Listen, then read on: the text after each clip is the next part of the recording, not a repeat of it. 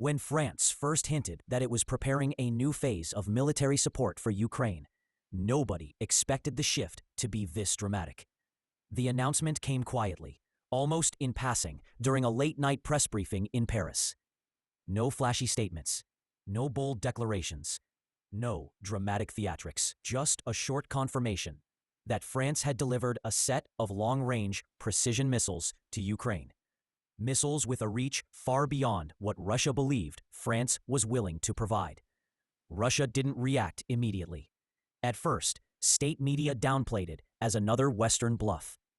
But then, just 2 days later, explosions were reported deep inside a military logistics hub, more than 300 kilometers from the front lines.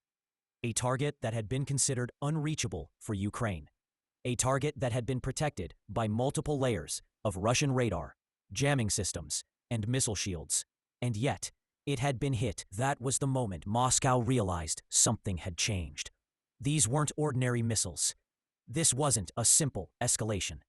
This was a new capability entering the war, one Russia had not prepared for. The French system, according to early intelligence leaks, uses a dual guidance architecture, designed to stay stable, even inside environments that are saturated with Russian electronic warfare. In simple terms, Russia can jam GPS, scramble signals, distort satellite corrections, and blind incoming projectiles. But these new French missiles don't care. They switch between guidance modes, correct themselves mid-flight, and continue toward their target without losing accuracy. And that is exactly what makes them so dangerous. Ukraine had been asking for tools like this for months. The front line in certain sectors had barely moved because Russian supply nodes, ammunition depots, and mobile command posts were sitting far outside the range of Ukraine's standard artillery systems. Russia felt protected. They positioned their most important assets comfortably behind the front, believing distance alone would shield them. But once France's delivery arrived, that illusion collapsed almost immediately. The first strike that confirmed the missile's presence targeted a coordination center used to monitor Ukrainian drone movements. Within seconds of impact, the building's entire communications hub was destroyed. Russian operatives inside Crimea reported that the missile struck so cleanly that even experienced analysts couldn't predict the trajectory. There were no visible launch signatures, no early warning detection, and no intercepted command signals. The weapon simply appeared in the final moments before impact. The secrecy behind this French support was intentional. Ukraine had been working with French advisors for weeks, preparing to integrate the long-range system into their battlefield planning. Everything was done quietly, under strict operational security, to ensure Russia wouldn't anticipate the moment of deployment. But the biggest surprise wasn't the strike itself. It was the reaction inside the Russian military community. Soldiers stationed near the target zone reported that their radar operators were confused. Many insisted that nothing entered their detection range. Others claimed the missile changed altitude repeatedly, dropping lower and lower until it slipped under the radar horizon. A few even suggested it approached from an unexpected direction, possibly after performing a mid-course maneuver that left Russian tracking systems disoriented. Each theory exposed the same problem. Ukraine wasted no time.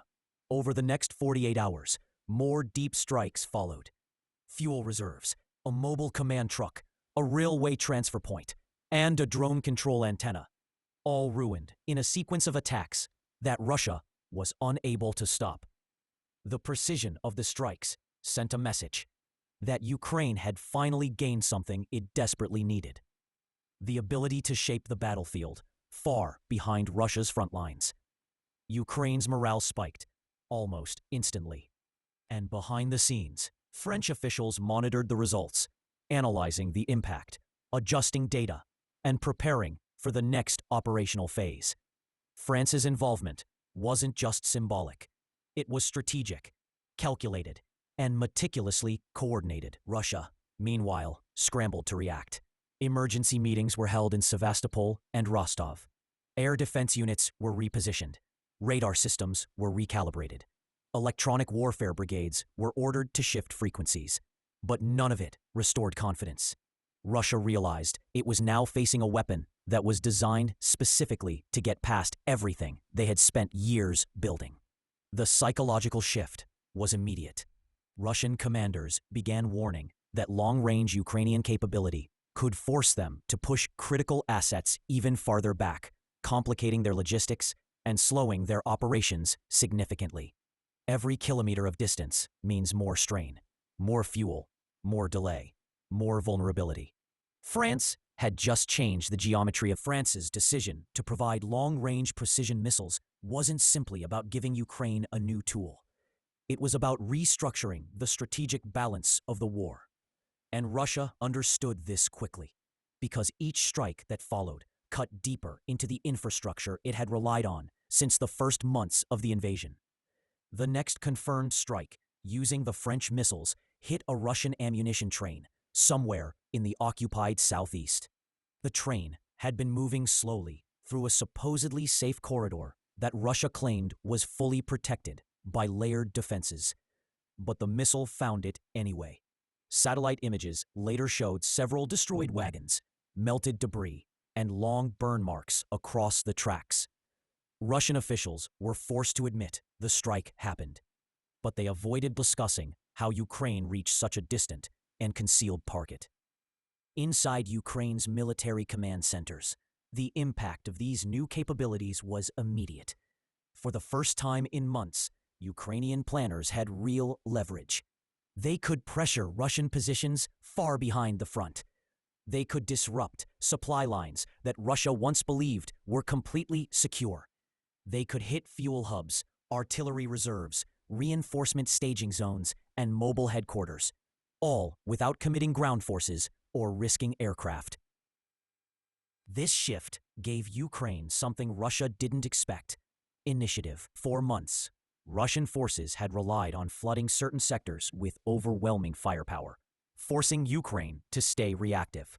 But now, strikes on Russian logistics created gaps, delays, and moments of confusion. Columns that were supposed to support a frontline push suddenly found themselves stalled. Artillery brigades discovered that their ammunition reserves were running low. Drone units reported losing access to critical long-range transmitters. France's missiles weren't just damaging objects.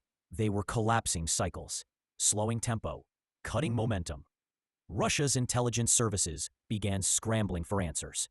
They issued internal reports suggesting that the French system might use encrypted mid-flight data correction, allowing the missile to adapt to Russia's jamming environment dynamically.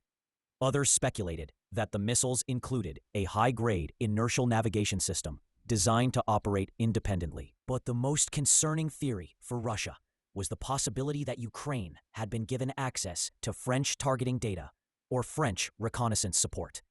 If true, that would mean Ukraine wasn't just firing blindly. They were firing with information that was constantly updated, refined, and confirmed by Western eyes. Russia knew if that were the case, defending against these strikes would be nearly impossible.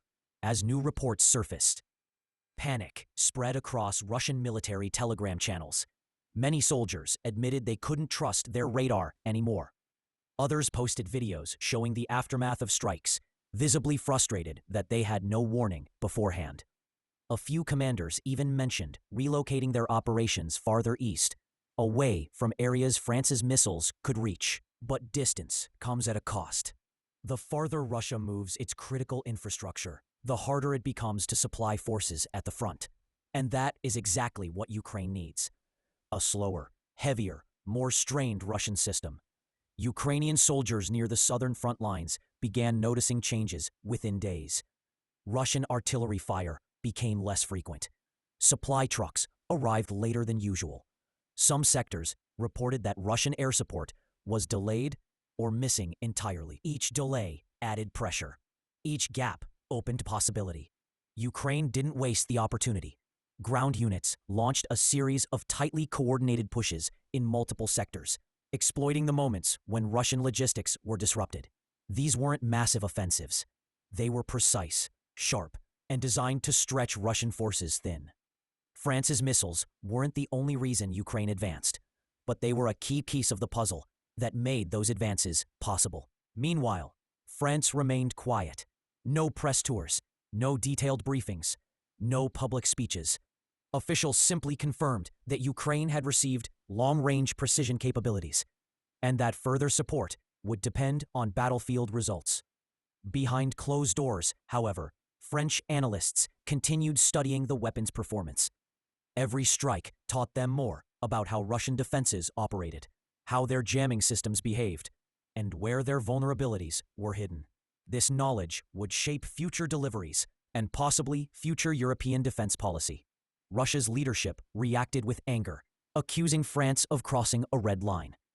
But the accusations didn't stop anything. If anything, the strikes intensified, and each successful hit signaled the same message. Russia no longer controlled the depth of the battlefield. France had given Ukraine something priceless: reach. By the end of the first week, Russian commentators admitted openly that the new French missiles were a serious problem.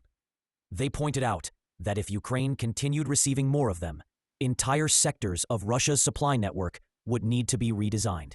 Some even warned that the missiles could force Russia to shift its air defense systems away from the front, weakening the protection of their own troops. And through all of this, Ukraine continued its strategy calmly and systematically.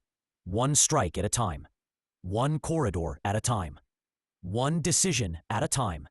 France had changed the rules, and Russia was still struggling to understand how fast the battlefield was evolving.